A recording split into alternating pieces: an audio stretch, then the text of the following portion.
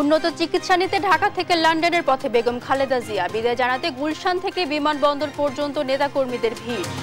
কোনোদিন জনগণকে ফেলে রেখে বিদেশে পলায়ন করেননি এবং কোনোদিন স্বৈরাচারের সাথেও আপোষ করেনি। যে বেগম খালেদা সুস্থ হয়ে ফিরে এসে দেশের কল্যাণে উনি কাজ করবেন। জুলাই আগস্ট গণহত্যা এবং গুমে জড়িত শেখ হাসিনা সহ ৯৭ জনের পাসপোর্ট বাতিল। ১৫ জানুয়ারির মধ্যে প্রতিবেদন দেবে ৫টি কমিশন। গাজীপুরে বিআরটিএ কার্যালয়ে কর্মকর্তাদের যোগ সাজসে দালালদের দৌরাত্ম্য, পদে পদে হয়রানির শিকার সেবা গ্রহীতারা, উদাসীন কর্তৃপক্ষ। সেতুর অভাবে নওগাঁর জামগ্রাম ও তিলাবদরি গ্রামের বাসিন্দাদের ভোগান্তি, পারাপারের ভরসা বাসের সাঁকো, দ্রুত ব্যবস্থা নেওয়ার দাবি। ৭.১ মাত্রার ভূমিকম্পে বিধ্বস্ত তিব্বত, ধ্বংস কয়েকটি গ্রাম, প্রাণহানি বেড়ে ১২৬, কাঁপল বাংলাদেশ, নেপাল ও ভারতও। এবং বিপিএলে ছুটছে রংপুর রাইডার্সের জয়রথ, ৭ উইকেটে হারল ঢাকা ক্যাপিটাল, সিলেট সিক্সার্সের বিপক্ষে ফরচুন বরিশালের বড় জয়। দেখছিলেন শিরোনামগুলো, সংবাদ সকালের সঙ্গে আছি মারজানা শুক্তি। এবার বিস্তারিত। উন্নত চিকিৎসার জন্য লন্ডনের উদ্দেশ্যে ঢাকা ছাড়লেন বিএনপি চেয়ারপারসন বেগম খালেদা জিয়া। মঙ্গলবার রাত ১২টার কিছু আগে কাতারের পথে রওনা করে রয়্যাল এয়ার অ্যাম্বুলেন্সে। সেখান থেকে লন্ডন যাবেন বেগম জিয়া। চেয়ারপারসনকে বিদায় জানাতে গুলশান থেকে বিমানবন্দর পর্যন্ত সড়কে নামে নেতা কর্মীদের ঢল। রাত ৮টার কিছু পরে গুলশান থেকে রওনা করলেও ভিড় সামলে বিমানবন্দরে পৌঁছান ১০টা ৫০ মিনিটে। দ্রুত সুস্থ হয়ে দেশে ফিরবেন খালেদা জিয়া, এমনটাই কামনা নেতাকর্মীদের। সহকর্মী ফজলে আদিত্য ও আলিমুজ্জামান সাফওয়ানকে সঙ্গে নিয়ে সাইফুল রিপনের প্রতিবেদন। অর্ধযুগেরও বেশি সময় পর দেশের বাইরে গেলেন বিএনপি চেয়ারপারসন খালেদা জিয়া।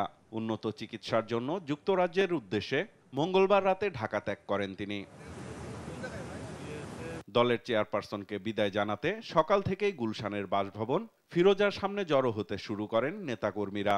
বেলা বাড়ার সাথে সাথে নেতাকর্মীদের ভিড় আরও বাড়তে থাকে। আমরা আপনাদের মাধ্যমে দেশবাসীর কাছে দোয়া চাচ্ছি যে বেগম খালেদা সুস্থ হয়ে ফিরে এসে দেশের কল্যাণে উনি কাজ করবেন। ভোটাধিকার, গণতন্ত্রের জন্য যে লড়াই সংগ্রাম যুদ্ধ করেছে ছাত্র জনতা মিলে, সেই ছাত্র জনতার স্বপ্নকে তিনি বাস্তবায়ন করবেন, জনগণের পাশে থাকবেন, গণতন্ত্র পুনরুদ্ধার এবং ভোটাধিকার মানুষ ফিরে পাবে। রাত ৮টার পর বাসভবন থেকে বিমানবন্দরের উদ্দেশ্যে রওনা করেন তিনবারের সাবেক প্রধানমন্ত্রী। তাকে বিদায় জানাতে গুলশান থেকে বিমানবন্দর পর্যন্ত সড়কের পাশে ঢল নামে নেতাকর্মীদের। দ্রুত সুস্থ হয়ে ফিরে এসে দেশের নেতৃত্ব দেবেন খালেদা জিয়া, এমন প্রত্যাশার কথা জানান নেতাকর্মীরা। আমরা আশা করছি যে সুচিকিৎসা করে দেশনেত্রী বেগম খালেদা জিয়া আবার দেশের মানুষের কাছে ফিরে আসবেন। যাওয়ার সময়ে তিনি আবারও বলেছেন যে আপনি সকলকে বলবেন গণমাধ্যমের মাধ্যমে দেশবাসীকে যে তারা যেন আমার জন্য দোয়া করেন। আর আমিও আল্লাহ তাআলার কাছে এই দোয়া চাইছি, আল্লাহ যেন এই দেশকে, দেশবাসীকে যেন ভালো রাখেন, তাদের কল্যাণ করেন। নেতাকর্মীদের চাপে পথে পথে আটকা পড়ে গাড়িবহর। ভিড় ঠেলে নির্ধারিত সময়ের বেশ কিছু সময় পর হযরত শাহজালাল আন্তর্জাতিক বিমানবন্দরে পৌঁছায় বিএনপি চেয়ারপারসন খালেদা জিয়ার গাড়িবহর। সব প্রক্রিয়া শেষে ঢাকা ছাড়ে কাতারের আমিরের পাঠানো খালেদা জিয়াকে বহনকারী রয়্যাল এয়ার অ্যাম্বুলেন্স। ঢাকা থেকে কাতার হয়ে বুধবার সকালে লন্ডনের হিথ্রো বিমানবন্দরে পৌঁছাবেন খালেদা জিয়া। সেখানে তাকে স্বাগত জানাবেন বড় ছেলে বিএনপির ভারপ্রাপ্ত চেয়ারম্যান তারেক রহমান সহ দলের নেতাকর্মীরা। বিমানবন্দর থেকে তাকে সরাসরি নেওয়া হবে লন্ডন ক্লিনিকে। বেগম খালেদা জিয়ার এই সফরে সঙ্গী হয়েছেন পুত্রবধূ সৈয়দা শর্মিলা রহমান, বিএনপির স্থায়ী কমিটির সদস্য ডাক্তার এজেডএম জাহিদ হোসেন সহ ১৭ জন। এর আগে খালেদা জিয়াকে বিদায়ী শুভেচ্ছা জানাতে তার গুলশানের বাসভবনে যান পরিবারের সদস্য সহ বিএনপির সিনিয়র নেতারা। সাইফুল রিপন, দেশ টিভি, ঢাকা। জুলাই আগস্ট গণহত্যায় জড়িত সাবেক প্রধানমন্ত্রী শেখ হাসিনা সহ ৪৫ জন এবং গুমের সঙ্গে জড়িত ২২ জনের পাসপোর্ট বাতিল করেছে অন্তর্বর্তী সরকার। প্রধান উপদেষ্টার প্রেস উইং এর ব্রিফিংয়ে আরও জানানো হয় ১৫ জানুয়ারির মধ্যে প্রতিবেদন জমা দেবে ৫টি সংস্কার কমিশন। এছাড়া পাসপোর্ট নিয়ে প্রবাসীদের জন্য সুখবরও জানানো হয়। আরও জানাচ্ছেন জান্নাতুল মোহনা। পাসপোর্ট নিয়ে প্রবাসীদের জটিলতা নিরসনে উদ্যোগ নিয়েছে অন্তর্বর্তী সরকার। বুধবার থেকে প্রবাসীদের ই-পাসপোর্ট পাওয়ার ক্ষেত্রে SMS সার্ভিস চালু হবে। মঙ্গলবার সন্ধ্যায় সাপ্তাহিক সংবাদ সম্মেলনে কথা জানান প্রধান উপদেষ্টা ডেপুটি প্রেস সচিব আবুল কালাম আজাদ মজুমদার। আগামীকাল থেকে এই ই-পাসপোর্ট পাওয়ার ক্ষেত্রে এই SMS সার্ভিসটা বিদেশেও চালু হবে প্রবাসী বাংলাদেশিদের জন্য। ডেলিভারির জন্য যখন পৌঁছানো হবে তখনই ওনারা যে নাম্বারটা পাসপোর্টের আবেদনের সাথে দেবেন সেখানে একটা SMS পৌঁছে যাবে, ওনাদের পাসপোর্টটা ডেলিভারির জন্য প্রস্তুত। এর ফলে ওনাদের এই সংক্রান্ত কিছু হয়রানি কমে আসবে বলে আমরা আশা করি। এ সময় শেখ হাসিনা সহ জুলাই কিলিং এর জড়িত ৭৫ জন এবং গুমে জড়িত ২২ জনের পাসপোর্ট বাতিল করার কথা জানান ডেপুটি প্রেস সচিব। যারা গুম এবং হত্যা এগুলোর সাথে জড়িত এরকম ২২ জনের পাসপোর্ট বাতিল করা হয়েছে এবং জুলাই কিলিংয়ের পরে জুলাই কিলিংয়ের সাথে জড়িত, জুলাই কিলিংয়ের সাথে অভিযুক্ত, জুলাই কিলিংয়ের জন্য এরকম ৭৫ জনের পাসপোর্ট বাতিল করা হয়েছে। এর মধ্যে আমাদের সাবেক প্রধানমন্ত্রী শেখ হাসিনাও রয়েছেন। আর প্রেস সচিব শফিকুল আলম জানান ৬টি সংস্কার কমিশনের মধ্যে ৫টি কমিশন ১৫ জানুয়ারি প্রতিবেদন জমা দিবে। ৬টা কমিশনের মধ্যে ৫টা কমিশন ১৫ তারিখের তাদের রিপোর্টগুলো জমা দিবে। এবার বাংলাদেশে ছাপানোর কারণে পাঠ্য বই বিতরণে সময় লাগছে জানিয়ে অন্তর্বর্তী সরকারের পক্ষ থেকে দুঃখ প্রকাশ করেন তারা। জান্নাতুল মোহনা, দেশ টিভি, ঢাকা। বৈষম্য বিরোধী ছাত্র আন্দোলনে আহত ১০০ জনকে পুলিশের বিভিন্ন বিভাগে নিয়োগ দেওয়া হচ্ছে বলে জানিয়েছেন স্বরাষ্ট্র উপদেষ্টা জাহাঙ্গীর আলম চৌধুরী। মঙ্গলবার দুপুরে সিআইডি ও এসবি কার্যালয় পরিদর্শন শেষে একথা জানান তিনি। উপদেষ্টা বলেন, বিগত সরকারের আমলে সবচেয়ে বেশি অর্থ পাচার হয়েছে। কোন দেশে কত পাচার হয়েছে তা বের করার কাজ চলছে। হাসান মাহমুদের রিপোর্ট। বৈষম্য বিরোধী আন্দোলনে আহত ও পঙ্গুত্ব বরণ করেছেন এমন শিক্ষার্থী ও সাধারণ জনতার কর্মসংস্থানের উদ্যোগ নিয়েছে সরকার। এরই অংশ হিসেবে পুলিশের বিশেষ শাখা সিআইডি ও এসবিতে ১০০ জনের কর্মসংস্থান হচ্ছে। মঙ্গলবার দুই সংস্থার দপ্তর পরিদর্শন শেষে একথা জানান স্বরাষ্ট্র উপদেষ্টা জাহাঙ্গীর আলম। সবাইকে তো সব জায়গায় দেওয়া যাবে না, যে জায়গায় যাকে দেওয়া যায় ওই জন্য আমরা তাদের একটা কর্মসংস্থানের ব্যাপারে আমরা আলোচনা হয়েছে এবং আমরা খুব তাড়াতাড়ি হয়তো তাদের থেকে কিছু আমরা নিব, যারা আল্লাহ দিলে তাড়াতাড়ি সুস্থ হয়ে গেছে। আমরা আপাতত আমরা ১০০ দিয়ে শুরু করতেছি, পরে হয়তো এই সংখ্যাটা আস্তে আস্তে বাড়াবো। এ সময় উপদেষ্টা বলেন, বিগত সরকারের আমলে সবচেয়ে বেশি হয়েছে অর্থ পাচার। এসব পাচার হওয়া অর্থ কোন দেশে কত পরিমাণে গেছে তা খুঁজতে সিআইডিকে নির্দেশ দেওয়া হয়েছে বলেও জানান তিনি। মানি লন্ডারিংটা আমাকে সবচেয়ে বেশি হয়েছে, এটা নিয়ে আমি বলছি তারা যত তাড়াতাড়ি রিপোর্টটা দিতে পারে। এখন হলে যদি তারা ইনভেস্টিগেশনে করে সময় ক্ষেপণ করে কোনো লাভ নাই। আমি একটা রিপোর্ট চাই যে কারা কারা এটার সাথে জড়িত। এখন আমি ওই যদি ইনভেস্টিগেশন করতে আমার ১.৫-২ বছর ৩ বছর চলে যায়, ওইটার তো কোনো কার্যকরিতাই থাকে না সেই সময়। এই জন্য ওনাকে ইনস্ট্রাকশন দেওয়া যত তাড়াতাড়ি সম্ভব। দিনক্ষণ অবশ্য ঠিক করে দেওয়া হয় না, আজই সব ছিল, আমরা ওনাদের বলে দিচ্ছি। এ সময় উপদেষ্টা বলেন, আইন শৃঙ্খলা প্রতিষ্ঠায় সর্বোচ্চ চেষ্টা করছে সরকার। নানা প্রতিবন্ধকতায় কিছুটা দেরি হলেও আন্তরিক সরকার। আইন শৃঙ্খলা পরিস্থিতি এখন যেটা আছে এর চেয়ে আরও উন্নতি হতে হবে, এটা আমাদের আশা এবং আপনাদেরও আশা, এবং আমরা এইটা যেন আরও উন্নতি হয় এই জন্য কিন্তু আমরা সবসময় চেষ্টা করে যাচ্ছি। ৫ আগস্টের পর ৩ দিন সরকার না থাকায় বেশিরভাগ অপরাধী পালিয়েছে। তবে সরকার গঠনের পর কাউকে পালাতে দেয়া হয়নি বলেও দাবি করেন উপদেষ্টা। ওই সময় অনেক পালায় গেছে, বাট এরপরে গেছে কিনা আপনারা দেখেন। হাসান মাহমুদ, দেশ টিভি, ঢাকা। সরকারি কর্মকর্তা কর্মচারীদের দ্বৈত নাগরিকত্বের তথ্য চেয়ে সব মন্ত্রণালয়ে চিঠি দিয়েছে দুর্নীতি দমন কমিশন। আলাদা অভিযোগে মাগুরার সাবেক সংসদ সদস্য সাইফুজ্জামান শিখর ও তার স্ত্রী এবং গাইবান্ধার সাবেক এমপি আবুল কালাম আজাদ ও তার স্ত্রীর বিরুদ্ধে মামলা করেছে দুদক। ফজলে আদিত্যের প্রতিবেদনে। সরকারি সব মন্ত্রণালয় অধিদপ্তরে যে সকল দ্বৈত নাগরিকত্বের কর্মকর্তা কর্মচারীরা কাজ করছেন তাদের অনেকেই মানি লন্ডারিং অপরাধের সাথে জড়িত থাকার অভিযোগ উঠেছে বিগত সময়ে। মানি লন্ডারিং অপরাধ নির্মূল ও অপরাধীদের শনাক্তে দুর্নীতি দমন কমিশন থেকে বিভিন্ন মন্ত্রণালয়ে চিঠি দিয়ে এসব কর্মকর্তাদের তথ্য চেয়েছে দুদক। মঙ্গলবার দুর্নীতি দমন কমিশনের প্রধান কার্যালয়ে ব্রিফিংয়ে এসব তথ্য জানান সংস্থাটির মহাপরিচালক আক্তার হোসেন। কারা কারা এই ধরনের দ্বৈত নাগরিকত্ব রয়েছেন, তারা কোনো ধরনের মানি লন্ডারিং অপরাধ বা অন্যান্য দুর্নীতির সাথে সম্পৃক্ত আছেন কিনা সেই বিষয়ে আমরা যাচাইয়ের জন্য এই তথ্যাদি আমরা সংগ্রহ করছি। এদিকে মাগুরা 1 আসনের সাবেক সংসদ সদস্য সাইফুজ্জামান শেখর ও তার স্ত্রীর বিরুদ্ধে 7টি ব্যাংক অ্যাকাউন্টে 11 কোটি টাকার তথ্য গোপনের মামলা দিয়েছে সংস্থাটি। প্রায় 11 কোটি টাকার মতো সন্দেহজনক লেনদেন ও অস্বাভাবিক লেনদেনের প্রাপ্ত অর্থ সম্পত্তির অবৈধ উৎস গোপন বা আড়াল করার উদ্দেশ্যে স্থানান্তর, রূপান্তর এবং হস্তান্তরের দায়ে একটি মামলা রুজুর সিদ্ধান্ত গৃহীত হয়েছে। সেই সঙ্গে একই অভিযোগে গাইবান্ধা 4 আসনের সাবেক সংসদ সদস্য আবুল কালাম আজাদ ও তার স্ত্রীর বিরুদ্ধে মামলা করেছে দুর্নীতি দমন কমিশন। ব্যক্তিগত এবং ব্যবসায়িক 7টি অ্যাকাউন্টের মাধ্যমে 40 কোটি টাকারও বেশি অস্বাভাবিক লেনদেনের অভিযোগে আজই মামলা রুজু হবে। ফরিদপুরের সাবেক পুলিশ সুপার শাহজাহানের বিরুদ্ধে ক্ষমতার অপব্যবহার করে 1.5 কোটি টাকার বেশি সম্পদ অর্জনের অভিযোগে মামলা করা হয়েছে বলেও জানানো হয়। ফজলে আদিত্য, দেশ টিভি, ঢাকা। দালালি যেন সবকিছু গাজীপুরের বিআরটিএ কার্যালয়ে। দালাল ছাড়া যে কোনো সেবা নিতে গেলে প্রতি স্তরই হতে হয় হয়রানির শিকার। বাধ্য হয়ে সেবাগ্রহীতারা হাঁটছেন অবৈধ পথে। কিছু অসাধু কর্মকর্তা কর্মচারীর যোগসাজশে দালালদের এমন দৌরাত্ম্য চলছে বছরের পর বছর। এ নিয়ে ব্যবস্থা নিতে দেখা যায়নি প্রশাসন কিংবা আইন শৃঙ্খলা বাহিনীকেও। সহকর্মী নজরুল ইসলামের পাঠানো তথ্য ছবিতে বিস্তারিত অঙ্কুর চৌধুরীর রিপোর্টে।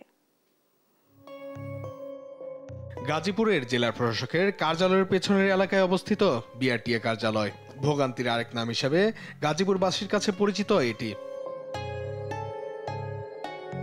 ড্রাইভিং লাইসেন্স, গাড়ি নিবন্ধন, ফিঙ্গারপ্রিন্ট সহ অন্যান্য সেবা নিতে এখানে আসে মানুষ।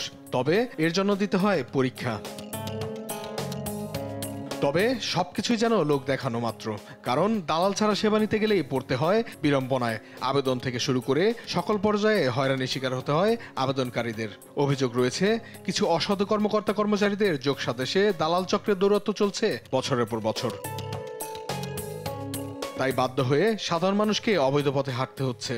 দালালদের টাকা দিলে সহজেই মিলে ড্রাইভিং লাইসেন্স, প্রয়োজন হয় না কোনো ধরনের পরীক্ষার। এখানে মুক্তার করে একটা নাম আছিল, ওই লাইসেন্স যারা জমা নেয় ওই স্যারে বসা, তার কাছে আমি টাকা দিছি 8,000 টাকা দিছি। ও কিছুই করে নাই, আমার একটা ভুয়া স্লিপ দিছে। প্রথম টাকা জমা দিছি, ওগুলি 8,000 টাকা দালাল নিছে, শেষ। 4 বছর হয়ে গেছে, এখনো লাইসেন্স পাই নাই। দালালের মাধ্যমে আরো টাকা দেওয়া লাগবে।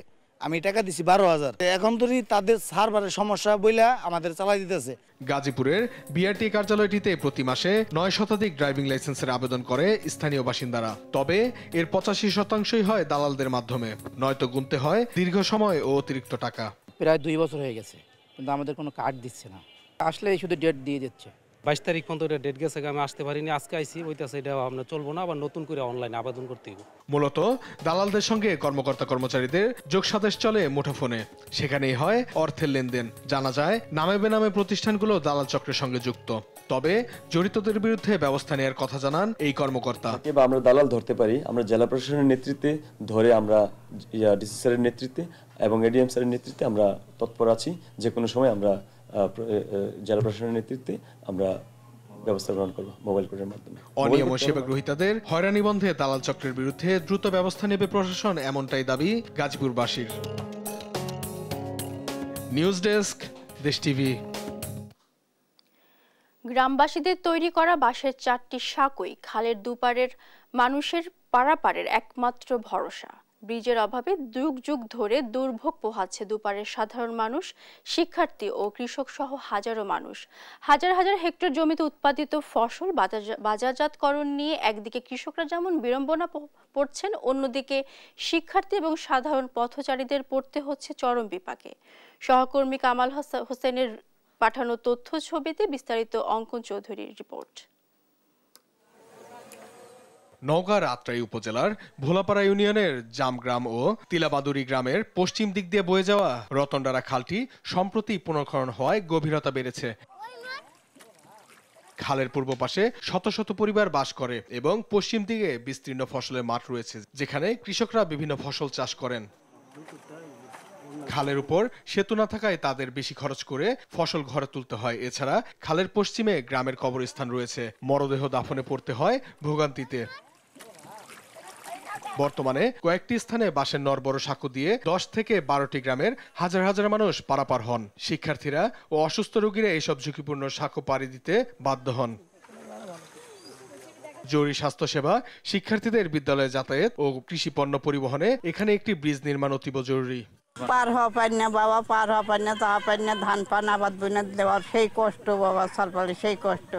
4টা-5টা স্কিমে ধান উঠবে বাড়ি, 30-40 বিঘে মাটির ধান উঠবে 2 শরিকত, ধান পানলে আসা খুব বিপদ বাবা। আমাদের এখানে যাওয়ার একটু সমস্যা হয়, যেখানে একটা ব্রিজ নাই আর নাই কিছু নাই, আমরা স্কুলে যেতে পারি না, একটু সমস্যাই হয়। আমাদের বাচ্চা কাচ্চা স্কুলে যেতে খুব কষ্ট হয়, রাতে আন্ধারে যেতে পারি না আমরা। বন্যার সময় 8টা ডুবা হয়ে যায়, বাচ্চাদের নিয়ে যেতে খুব ভয় অসুবিধা হয়। স্থানগুলো পরিদর্শন করে ব্রিজ নির্মাণের পদক্ষেপ নেওয়া হবে বলে জানান নির্বাহী প্রকৌশলী তোফায়েল আহমেদ। খালটা পার হয়ে যখন আমি ডান দিকে যাব তখন সেখানে কিছু বাঁশের ব্রিজ আছে। খালটা পার হয়ে আমাদের কোনো মাটির রাস্তা বা কোনো এমব্যাঙ্কমেন্ট নাই বা পাকা রাস্তা তো নাই। তো পাকা রাস্তা যখন হয়ে যাবে বা কাঁচা রাস্তা হয়ে যাবে তখন সেই গ্রামটার সাথে কানেকশন দেওয়ার জন্য আমরা ব্রিজ করার চেষ্টা করব। খালের উপর একটি ব্রিজ নির্মাণ করে এই অঞ্চলের মানুষদের অর্থনৈতিক, আর্থিক ও সামাজিক পরিবর্তনের চাকাকে সচল করতে সরকারের আন্তরিক উদ্যোগ দেখতে চান স্থানীয়রা। নিউজ ডেস্ক, দেশ টিভি। পঞ্চগড় ও চাঁপাইনবাবগঞ্জে বেড়েছে শীতের প্রকোপ। এ নিয়ে বিস্তারিত জানাতে যুক্ত হচ্ছেন সহকর্মী রাশেদুজ্জামান বাবু ও তারেক রহমান। প্রথমে যাচ্ছি পঞ্চগড়ে। বাবু, খেটে খাওয়া মানুষের জীবনে শীত কি প্রভাব ফেলেছে জানাবেন আমাদের। ধন্যবাদ আপনাকে। আসলে আপনি জানেন যে দেশের সর্বোত্তরের জেলা পঞ্চগড়, হিমালয় হিম বাতাস সেটি কিন্তু পঞ্চগড় জেলার প্রতি বহমান, যেই কারণে কিন্তু প্রতিদিনের তাপমাত্রা কিন্তু পঞ্চগড়ের উঠানামা করে। সর্বনিম্ন তাপমাত্রা যে রেকর্ড সেটি কিন্তু পঞ্চগড় জেলায় তেঁতুলিয়া আবহাওয়া অফিসে রেকর্ড করা হয়। আজকের যদি কথা বলি, সে আজকে সকালে কিন্তু আসলে কুয়াশা তেমন না থাকলে মেঘে আচ্ছন্ন হয়ে আছে, যেন কখন বৃষ্টি আসবে এরকম একটি ভাব নিয়ে যে আকাশ রয়েছে, এরকম একটি অবস্থা। তবে আজ রাতের যে তাপমাত্রা যদি বলি, আজ সকাল 6টায় সেটি রাত থেকে সকাল 6টা পর্যন্ত সেটি হচ্ছে 14.4 ডিগ্রি সেলসিয়াস তাপমাত্রা রেকর্ড করেছে তেঁতুলিয়া আবহাওয়া অফিস। এর এই তাপমাত্রার মধ্যেও কিন্তু আসলে কনকনে ঠান্ডা হিমেল বাতাস, বাতাসের গতিবেগ ছিল প্রায় 16 কিলোমিটার গতিবেগ ছিল, যেই কারণে কিন্তু আসলে কুয়াশা নেই তেমন, কিন্তু কনকনে ঠান্ডা হিমেল বাতাসের কারণে মানুষ কিন্তু জুবুথুবু হয়ে পড়েছে। আমরা কথা বলতে চাই একজন ব্যবসায়ীর সাথে। আপনার কাছে জানতে চাই যে শীত কেমন আজকে? শীত খুব বাতাসে বাতাস করতেছে এবং খুব ঠান্ডা করতেছে এবং খুব মেঘলা, মনে হচ্ছে বৃষ্টি আসবে এই ধরনের বলছেন। খুবই বাতাস, খুবই ঠান্ডা এই ধরনের করতেছে বর্তমানে। যাক, আমরা শুনছিলাম একজন ব্যবসায়ী বলছিল যে কনকনে ঠান্ডা হিমেল বাতাস, যেই কারণে জুবুথুবু আছে। আমরা দেখেছি সকাল থেকে আসলে কুয়াশা না থাকলেও কিন্তু খড়কুটো জ্বালিয়ে অনেকে কিন্তু শীত নিবারণের চেষ্টা করছে। গতকালকে আমি হাসপাতালগুলোতে খবর নিয়েছি, হাসপাতালগুলোতে শীতজনিত যেই রোগ সেই রোগগুলো কিন্তু আসলে বৃদ্ধি পেয়েছে, যেই কারণে ডাক্তার এবং নার্সগুলো কিন্তু হিমশিম করছে। অনেকে দেখা গেছে যে শয্যা না থাকায় বারান্দায় চিকিৎসা সেবা নিচ্ছে। এদিকে জেলা প্রশাসনের সাথে আমি কথা বলেছি, জেলা প্রশাসক আমাকে জানিয়েছে প্রায় 45,000 কম্বল বিতরণ অব্যাহত রয়েছে। এই জেলার জন্য 1 লক্ষ কম্বলের চাহিদা পাঠানো হয়েছে। শীত বাড়ার সাথে সাথে বাকিগুলো আসলেই সেগুলো বিতরণ করা হবে বলে এমন জানিয়েছে। এদিকে আবহাওয়া বলছে যে আগামী বৃহস্পতিবার থেকে আসলে আকাশের যে পূর্বাভাস বলছে সেই পূর্বাভাস অনুযায়ী কিন্তু আবহাওয়া আরো খারাপের দিকে যাবে বলে এরকম জানিয়েছে। এদিকে আমি যদি বলি যে নিম্ন আয়ের মানুষগুলো কিন্তু অসহায় পড়ে গেছে, তাদের দৈনন্দিন যে আয় সেটি কিন্তু আসলে হচ্ছে না, যেই কারণে তাদের অভাব অনটন অনেকটা বেড়ে গেছে। এই ছিল পঞ্চগড় থেকে শীত দিয়ে আমার কাছে সর্বশেষ সংবাদ। আমি চলে যাচ্ছি চাঁপাইনবাবগঞ্জে, সেখানে রয়েছে আমার সহকর্মী তারেক। আপনার চাঁপাইনবাবগঞ্জের শীত পরিস্থিতি কেমন আপনি জানান। জি বাবু, আপনার পঞ্চগড়ের মতোই কিন্তু চাঁপাইনবাবগঞ্জে হিমেল হাওয়া বইছে। বিশেষ করে সকাল, সন্ধ্যা এবং রাতের বেলাতে প্রচুর পরিমাণে শীত পড়ছে এবং শীতের কারণে কিন্তু ছিন্নমূল অসহায় যারা খেটে খাওয়া মানুষ আছে তারা কিন্তু কষ্টে দিন যাপন করছে। আমি কিন্তু এই মুহূর্তে আছি চাঁপাইনবাবগঞ্জের শান্তিমোড়ে। আমি প্রায় আধা ঘন্টা আগে এসেছিলাম। আমি দিন মজুর খেটে খাওয়া মানুষ যারা অটো চালক আছে, ভ্যান চালক আছে, তাদের সাথে কথা বলেছিলাম যে তারা কিন্তু প্রচন্ড যেহেতু শীত পড়ছে, এবারে শীতের কারণে তারা কষ্টে আছে। পর্যাপ্ত পরিমাণে তারা কিন্তু গরম শীতের কাপড় তারা প্রশাসনের পক্ষ থেকে বা কোনো কারো পক্ষ থেকে তারা কিন্তু সহযোগিতা পাচ্ছে না। আমার সাথে কালকে কথা হয়েছিল চাঁপাইনবাবগঞ্জ জেলা প্রশাসনের কার্যালয়ের সাথে। তারা যে বিষয়টি জানতে চান, চাঁপাইনবাবগঞ্জে কিছু কম্বল তারা বরাদ্দ পেয়েছিলেন। সেই কম্বলগুলা প্রান্তিক পর্যায়ে ইউনিয়ন পরিষদের চেয়ারম্যানদের মাধ্যমে তারা কিন্তু ইতিমধ্যে বিতরণ প্রায় শেষ পর্যায়ে করে ফেলেছেন। তবে স্থানীয়রা যে বিষয়টি বলছেন, প্রশাসনের পক্ষ থেকে যে কম্বলগুলা বিতরণ করা হচ্ছে তা একেবারে অপ্রতুল। অন্যান্য বছর যে সামাজিক সংগঠন বা রাজনৈতিক নেতৃবৃন্দ যারা আছে তারাও কিন্তু শীত নিবারণের জন্য মানুষজনের কাছে এগিয়ে আসেন, কিন্তু এই বিষয়টি এখন কিন্তু তারা এ পর্যন্ত যেহেতু রাজনৈতিক বা সামাজিক সংগঠন তারা কিন্তু কেউ নয়। আমরা একটু জানতে চাই যে আপনি একটু জানতে চাই কি একটু বলেন চাঁপাইনবাবগঞ্জ শীত কেমন পড়ছে? শীত কেমন পড়ছে?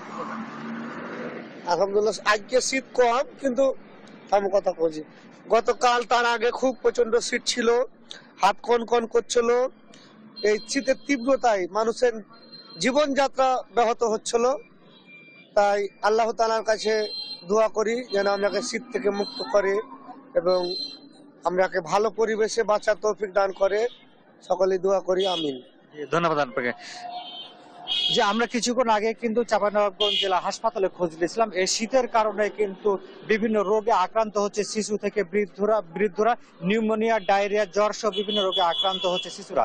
যে এই ছিল আমার কাছে চাঁপাইনবাবগঞ্জ। ফরিদপুরে গেটদায় ঢাকা গ্রামে ট্রেনের সঙ্গে মাইক্রোবাসের সংঘর্ষে নিহতদের পরিবারে বইছে মাতম। নারায়ণগঞ্জ থেকে ফরিদপুর বেড়াতে গিয়ে দুর্ঘটনায় প্রাণ হারান একই পরিবারের 5 জন। স্বজন ও প্রতিবেশীদের আহাজারিতে ভারী হয়ে উঠেছে আশপাশ। ঘটনার সুষ্ঠু তদন্ত ও বিচারের দাবি স্বজনদের। বিল্লাল হোসেনের রিপোর্ট, জানাচ্ছেন আপন অপু।